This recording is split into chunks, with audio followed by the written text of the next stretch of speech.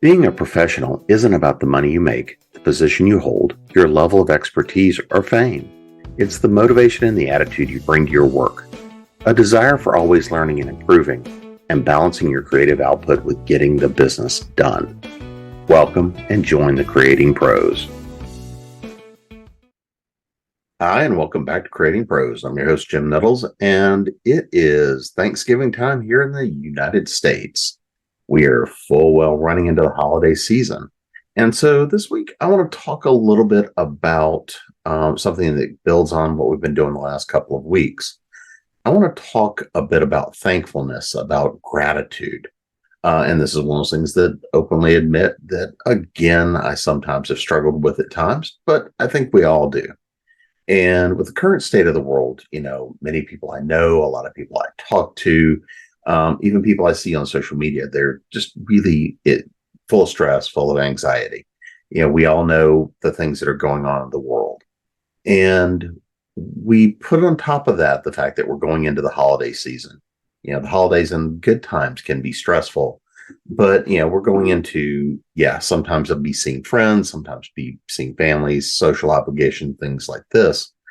But when we think about everything that's currently going on in the world, it can be even much more difficult, much more compounding. And I think this year is an opportunity for those of us to look for those things for gratitude in our lives. And one of those things that always gets me a little bit much about this time of year are kind of the platitudes about gratitude, and people that I don't necessarily think are looking at it from the same way that I would, or some of the same sorts of challenges, things like this. When we look at these things in our lives, what do we mean by gratitude, really? We use this term, we throw it around a lot, but what is it? And kind of looking and reflecting on this idea of gratitude, we take it as being, thankful. I'm happy for this. I'm thankful for that. But I think that this is one of the challenges for me about often we hear people say, well, if you just have gratitude, everything will magically fix itself. And looking at my own experience, looking at things that have happened with me in life, there's a lot of things that I have to be thankful for, and I am. And there's a lot of opportunities I've had, a lot of things I've gotten to do, and I'm very thankful for those things. And one of those challenges I run into when I see people talk about, be gratitude, be thankful, be happy for this, that, and the other, often feels just like a platitude. It feels like it's really something just being thrown out there of a reason to be happy and cheerful. And I think that it misses the mark. And I think this is the reason that often we struggle with this idea this time of year. We find reasons to be frustrated, to be angry, to have anxiety. And so what I'm hoping we can talk about today is the benefits of gratitude. What can it do for you in your life? What can it do for you in your work? What can it do for you in your creative output? And fundamentally, what can it do for you to help improve your overall life? So what do we really mean by gratitude? How am I defining it? And to me, true gratitude is a deep acknowledgement. It's a true recognition and appreciation for the things in life that have meaning, that are valuable, that are important. And that doesn't mean it has to be a big thing. It can be something very small. It can be the fact a friend brings you a cup of coffee or just sends you a text message. Maybe it's the larger things in life. It is making sure the basic necessities are taken care of. It's friends and loved ones. It's experiences, memories. Maybe for you, it's the ideas and the creative inspirations that come to us. And this is where I think that there's a lot of value and a lot of missed opportunity when we let loose of gratitude and we stop holding that in ourselves. And this is one of those things I have run into myself more than once. And so I think if we really appreciate the idea of true gratitude, not just the, thank you, simple stuff like that, but really make sure that there's the meaning, the power, and the energy behind that we actually do really show and gain and find that appreciation. It's going and being able to take time to take notice of, to acknowledge, from the simplest things up to the biggest things that we'll look at. And these will give us a lot of potential for our future, as well as let us really appreciate the times that we're in now, for good and for bad. And looking at and talking about and diving into this idea of gratitude, there somebody popped up for me, Robert Emmons. He's a psychology professor, kind of broke gratitude down into two components. And I think this is really what can be helpful to all of us, is that there's good in the world. That's the first of two pieces. And I think it can be a little hard sometimes right now when we look at things to go and say, is there really good in the world? When we look at the current economic conditions, we look at all of the war and discord in the world, when we look at the political strife, all the things that are going on, it can be easy to be dismissive and to buy into that and go chasing the frustration, the anger, the anxiety, and lose sight of that idea that there really is still good in the world. And part of our responsibility as artists, as creators, is to help reinforce and bring more good into the world in a lot of different ways, a lot of different forms. It's one of these things that I see a lot of people, especially in creative communities, latch not onto the good, but find all of the things that are negative, all the things that are frustrating, all the things that can be even terrifying.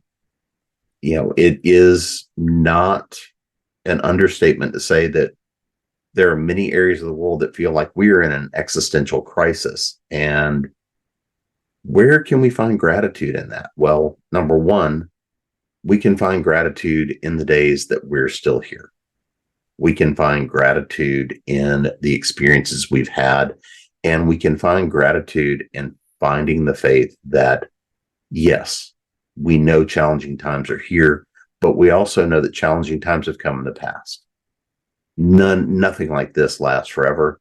And so that even the best of times and the worst of times will also pass. We know that there will be more good times to come. So this is the first thing I think that's important, is that idea of there is still good in the world, and that it will come again. But not only that, we can still bring some of that good into the world just in our everyday.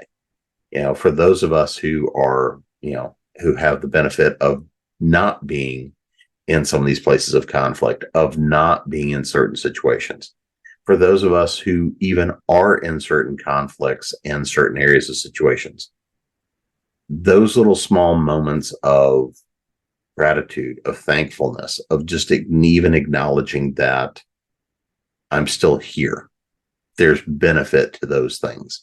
And if you can find the good in the moment, you can then find the strength to know that there is still good in the world. We can embrace that, and we can share what we have. And through actions like this, we can spread that sort of an idea. The second thing that Emmons puts out is the idea of gratitude, is to acknowledge where goodness comes from, right? He says that there's good in the world. Well, it's an idea that where does that notion of goodness come from? Whether it is from the idea of a higher power, from an idea of spirit, whether it is simply just a matter that people can be, and there are good people in the world. This is what makes it important. It's that idea that there is good in the world, and that there are sources for that we can draw on ourselves, that we can then, if we can find that goodness for ourselves, we can then push and share that with others. And I think as we come into this holiday season, this is an opportunity for us to take advantage of that. Why is this important?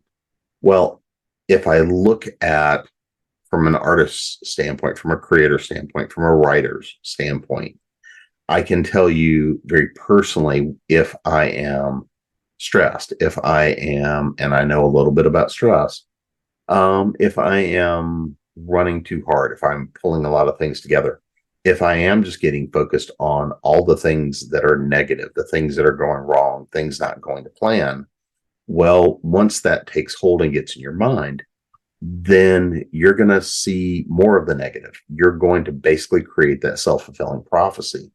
And once that takes hold in your mind, it can be hard to get rid of. But gratitude, sitting down, stopping for that moment, meditating on those things that are positive in life, those gifts of life, that gives us an opportunity to turn it around. And if we can maintain that sense of gratitude in our lives, then it helps alleviate some of the stress. It helps relieve it. It helps release it because we can appreciate what we have. We can appreciate what we can do, and we can appreciate the future that is to come.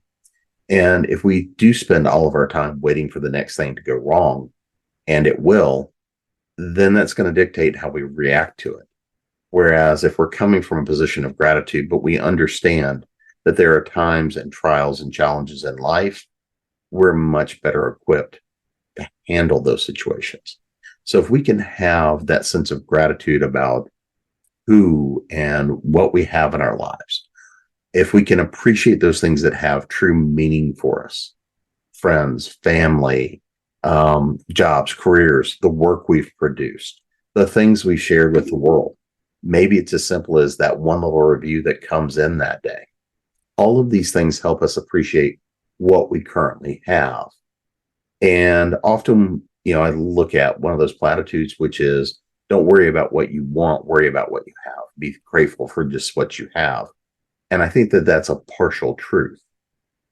If we can appreciate what we have, then we will have appreciation for the next round of what we can achieve, of what we may gain, of what we may obtain. Because if we don't have that sense of gratitude, if we don't have that sense of acknowledging and recognition for what we've done so far, then when we achieve something else, it too will not feel like enough. It too will feel like we're always chasing at something that's unattainable instead of appreciating the accomplishments we've had, which will then create more faith, more belief that we can achieve the next thing too. It helps get rid of that stress. It helps create and strengthen our faith in ourselves and what we can do. And one of these things that we look at is this idea of being stuck in whatever is going on at the moment. One of the big points and ideas I like is the idea that people simply fighting to survive would never have created cave art. They would never have created the Parthenon. We never would have created heroes like Superman, because Superman, if we look at him as a hero, is an embodiment of thankfulness, of being grateful, of recognizing our strengths, our abilities, our powers, and coming at that from a position of strength and one of gratitude, and one where we're there to help those that are around us. And in this, gratitude helps our health, it helps our well-being, it helps our mental health, all of which helps us to be more creative. So how can we build a bit more gratitude? How can we embody this better? Looking at this, I went, one of the models that frequently comes up in a lot of team building and whatnot are some of the ideas of gratitude. It is some of the pillars of gratitude. There's a lot of different models, but one that I've come to kind of like is Gary Howell, who her model is very similar to a lot of others. But for sake of argument, I'm pulling down her model to share with you today. And there's 6 pillars in her model for gratitude. The first of which is relatedness. It's the ability to embody deep gratitude. It's the ability to put in the commitment that says you're willing to embody relationships and things like this that have great meaning, because it is all about the people in our lives and what we're able to do. It's about the commitments. And so this is often one of the hardest ones to deal with, because it's also often the one that is most at risk because we get busy, we get distracted, all these sorts of things. So being able to relate and embody that sense of emotion. The second pillar is that of sincerity. And I think this is kind of an obvious one, but also one that we lose sometimes. That going from being a platitude to one where it is genuine appreciation, that embodiment of the appreciation. It goes beyond just whether it's a simple thank you when you get a cup of coffee from somebody at the counter or otherwise. Just make sure that it is a real sense of gratitude, not just the platitudes. The third pillar is that of empathy. So in other words, can we put ourselves in the place of that other person? When we express the gratitude, does it feel real? Does it feel sincere? And are we putting forth the energy for that? Are we really putting forth those things to feel that sense of sincerity? The next one, the fourth pillar, is that of self-regard. And it's being able to look at and understand situations where maybe we've been wronged or we perceive we've been wronged. Maybe it's when we look at challenges that have come to us in life. This is about our interactions with other people. So it's about when we look at the people that have challenged us in our lives, can we look and understand where they may have been coming from in the situation, but can we have that level of ultimate forgiveness when we've screwed up, which we all do? Can we go forth and learn to love ourselves? Can we learn to love and care for other people? And can we ultimately create better relationships? The fifth one is that of the idea of integrity. And integrity is one of those things, again, that's kind of an interesting challenge. And it's that idea of being honest and true about who we are to ourselves and to others.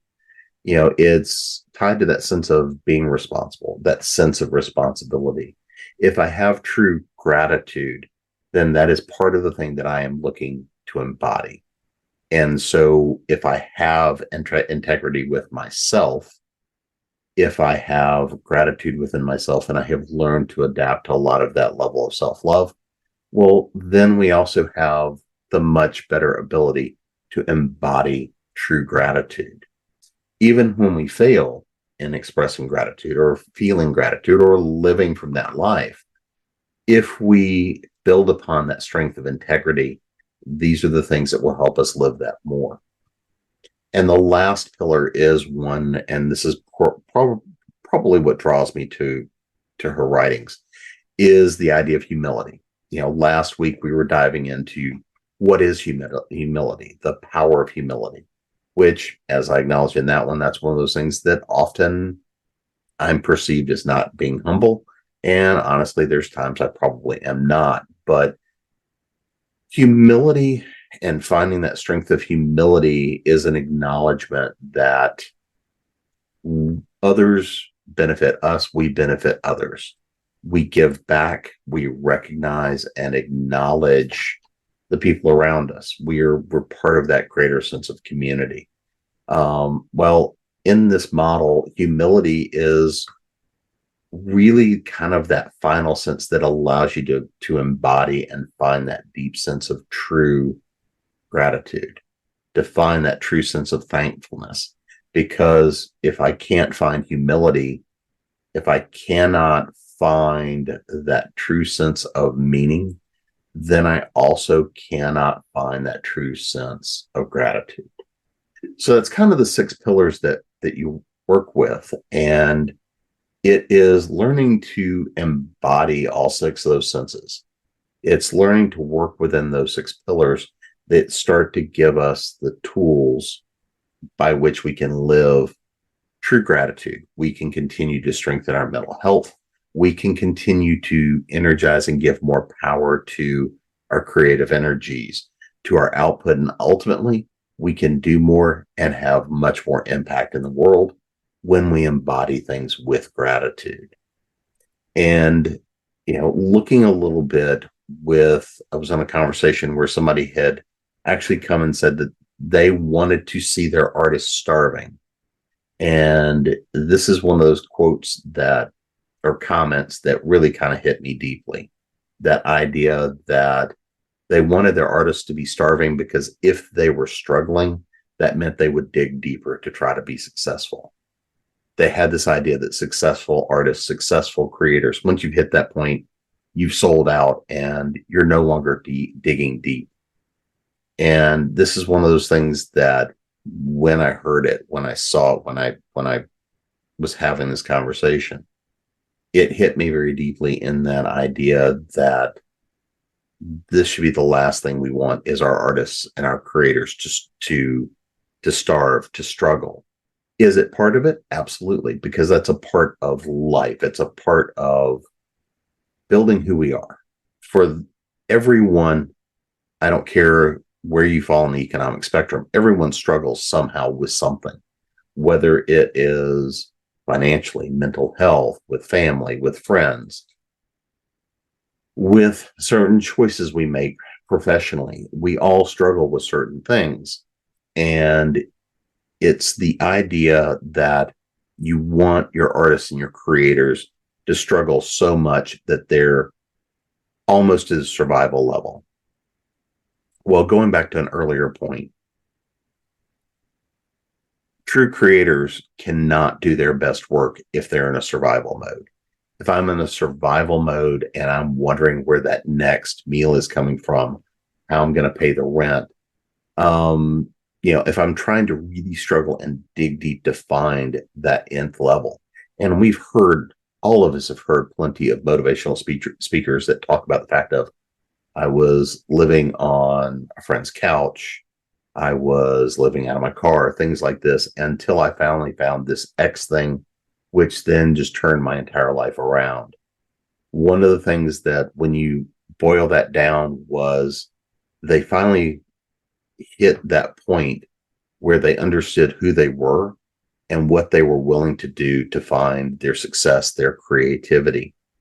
And it was at that point they were able to start doing their best work.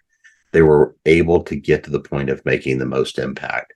And based on a lot of the things I've read, seen, done around people that have gone from and found this ultimate level of success, people I've worked with, people I've done stuff with, people I talk to, people I've done interviews with, gratitude fundamentally turns out to be one of those components that takes and allows someone to be the best person that they can be, the best creator that they can be, the best business person they can be, and the best person they can be in the relationships that they have in life. Doesn't mean that they don't continue to struggle in certain ways, because we all do and we all will. Part of this experience of life is the idea of what are our challenges? What are our struggles? But it's not the struggle or the challenge that's important. It's fundamentally how we learn to face them, deal with them, and move on. So until next week, for everybody here in the States, I hope you have a happy Thanksgiving. And I'm going to share a last quote from you from the great bard Willie Nelson. When I started counting my blessings, my whole life turned around. Until next week, this has been Creating Pros.